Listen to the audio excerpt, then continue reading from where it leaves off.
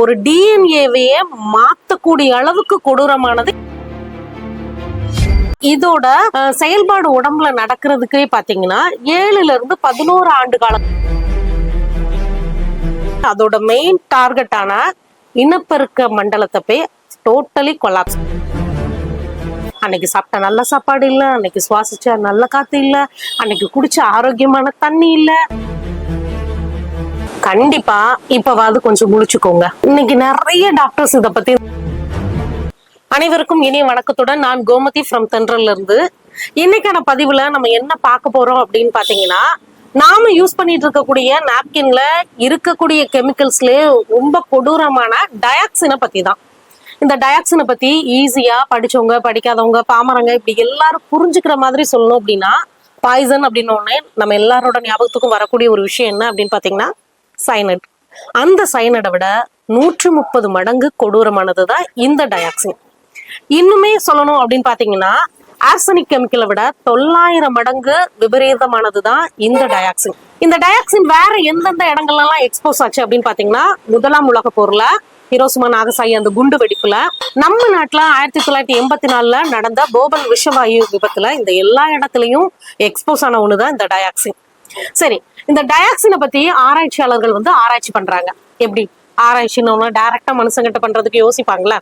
So நமக்கு ஈஸியா நம்ம மேல கேஸ் போடாத, எந்தவித பிரச்சனையும் வராத விலங்குகள்கிட்ட தான் ஃபர்ஸ்ட் இந்த ஆராய்ச்சியை எடுத்துட்டு போறாங்க.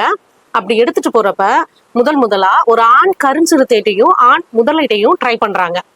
அந்த ட்ரை பண்றதோட ஆராய்ச்சி முடிவுல என்ன ரிசல்ட் கிடைக்கும் அப்படின்னு பாத்தீங்கன்னா, ஆண் கருஞ்சிறுத்தையோட அந்த டிஎன்ஏ சிஸ்டம், அந்த ஜெனட்டிக் சிஸ்டமே மாறுதான். ஒரு டிஎன்ஏவையே மாத்தக்கூடிய அளவுக்கு கொடூரமானது இந்த டயாக்சின். இது ஆண் கருஞ்சிறுத்தைகிட்ட மட்டும் இல்லைங்க, முதலீட்டையும் இதே மாதிரி தான் இருக்கு. அதே மாதிரி ஆப்போசிட் ஜெண்டர்லயும் இதே ஆராய்ச்சி நடத்துறாங்க, அங்கேயுமே இதே ரிசல்ட் தான் இருக்கு. சோ இப்படி ஒரு டிஎன்ஏ ஜெனட்டிக்கை மாத்தக்கூடிய விபரீதமான இந்த டயாக்சின் நாம யூஸ் பண்ணக்கூடிய நாப்கின்ல இருக்கு. இதை தாண்டி பறவைகள்கிட்ட செக் பண்றப்ப பறவைகளோட முட்டை போடுற திறன் கம்மியாகுது. அதையும் மீறி அது போடுற முட்டைகள் பாத்தீங்கன்னா பலவீனமானதா இருக்கு. இப்போ கோழிகள் வளர்க்குறவங்க வீட்டுல நீங்க கோழி வளர்க்குறீங்க அப்படின்னா அவங்க இதை ஃபீல் பண்ணிருப்பாங்க. சில முட்டை தோல் முட்டை, தொளி முட்டை அப்படின்னு சொல்லுவாங்க. அந்த ஓடு ஸ்ட்ராங்கா இருக்குது. ஏன்னா அந்த கோழியா இருக்கட்டும், அந்த பறவையா இருக்கட்டும், முட்டை போடும்போது அது தரையில பட்டது உடஞ்சிராத வண்ணம் அந்த ஓடோட திக்னஸ் ஸ்ட்ராங்கா இருக்கும். ஸோ இந்த தோல் முட்டை, தொளி முட்டை அப்படிங்கிறது பாத்தீங்கன்னா அந்த ஓடோட ஸ்ட்ரென்த் ரொம்ப கம்மியா இருக்கும். அது கீரல் விழுந்த மாதிரி அப்படி பலவீனமா இருக்கும். ஸோ அதுவே அவ்வளவு பலவீனமா இருக்கும்போது அதுல உள்ளுக்கு உள்ள குஞ்சோட ஸ்ட்ரென்த் யோசிச்சு பாருங்களேன். ஸோ அந்த மாதிரி இந்த பறவைகள் போடக்கூடிய முட்டையா இருக்கட்டும், அதோட இனப்பெருக்கமா இருக்கட்டும், ரொம்பவே ஒரு கேள்விக்குறியான விஷயமா இருந்துச்சு. ஏன்னா இந்த டயாக்சினோட டார்கெட்டே பாத்தீங்கன்னா நம்மளோட இனப்பெருக்க மண்டலத்தை பாதிக்கிறது தான். ஒரு குளத்துல இருக்கக்கூடிய மீன்கள்ல இதே டயாக்சினை ஆராய்ச்சியை உட்படுத்துறப்ப அந்த குளத்துல சாதாரண மீன்களை காட்டிலும் இருபாலின மீன்கள் தான் அதிகமா இருந்ததா சொல்றாங்க. கலிபோர்னியால இருக்கக்கூடிய ஒரு சரணாலயத்துல கல்ஸ் அப்படிங்கிற ஒரு பெண் பறவை இன்னொரு பெண் பறவை கூட மேட் பண்ணுச்சு.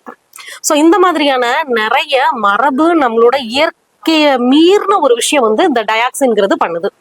சோ இவ்வளவு விஷயம் பண்ணதுக்கு அப்புறம் அவங்க யோசிக்கிறாங்க, இதே டயாக்சினுக்கு மனுஷனை உட்படுத்தினா என்னென்ன பிரச்சனை வரும் அப்படின்னு சொல்லி. சோ அந்த டயாக்சின் தான் இன்னைக்கு நாம கடைகள்ல வாங்கக்கூடிய கமர்ஷியலா நம்ம வாங்கி யூஸ் பண்ணக்கூடிய நாப்கின்ல இருக்கு.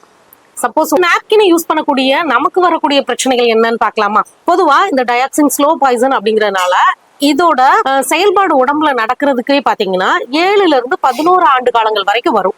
உங்களோட இம்யூன் சிஸ்டம் ரொம்பவே ஸ்ட்ராங்கா இருந்துச்சுன்னா அது மேபி 14 வருடங்கள் கூட ஆகலாம். சோ இந்த 14 வருட காலங்கள்ல அந்த டயாக்சினை நம்மளோட உடம்பு கொஞ்சம் கொஞ்சமா அப்சர்வ் பண்ணி நம்மளோட தசை மண்டலம், எலும்பு மண்டலம், நரம்பு மண்டலம், சுவாச மண்டலம், இப்படி ஒவ்வொரு மண்டலங்களையா அட்டாக் பண்ணி அதோட மெயின் டார்கெட்டான இனப்பெருக்க மண்டலத்தை போய் டோட்டலி கொலாப்ஸ் பண்ணிடும்.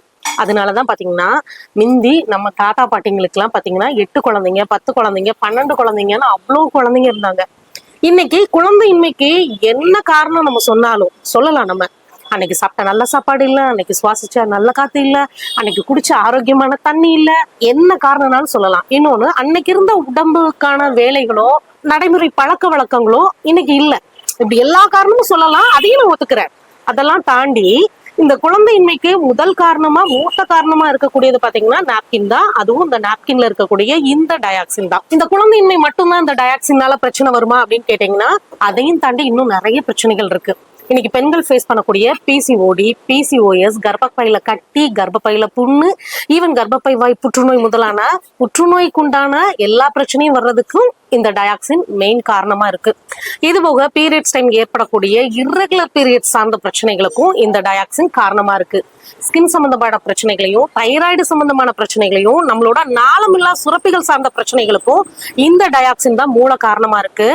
கண்டிப்பா இப்பவாது கொஞ்சம் முழிச்சுக்கோங்க. இன்னைக்கு நிறைய டாக்டர்ஸ் இதை பத்தி, இந்த டயாக்சின் பத்தி, இந்த நாப்கின் பத்தி நிறைய விழிப்புணர்வு கொடுத்தாலும் நாம இன்னும் அந்த நமக்கான ஒரு வட்டத்தை போட்டு அந்த வட்டத்துக்குள்ளே இருக்கும். அதுக்கு வெளியில வந்து பாருங்க, இதுக்கான தீர்வு என்னங்கிறத தேடுங்க. இதுக்கான தீர்வு என்ன அப்படின்னு தேடினீங்கன்னா கண்டிப்பா இதுக்கான தீர்வுகளையும் நம்ம நிறைய வீடியோக்கள்ல பதிவு பண்ணியிருக்கோம். அதையும் போய் பாருங்க. உங்களுக்கு கண்டிப்பா அது பயனுள்ளதா இருந்திருக்கும். நல்லதை செய்வோம், நல்லதை பகிர்வோம். நன்றியுடன் நான் கோமதி ஃப்ரம் தண்டர்ல இருந்து.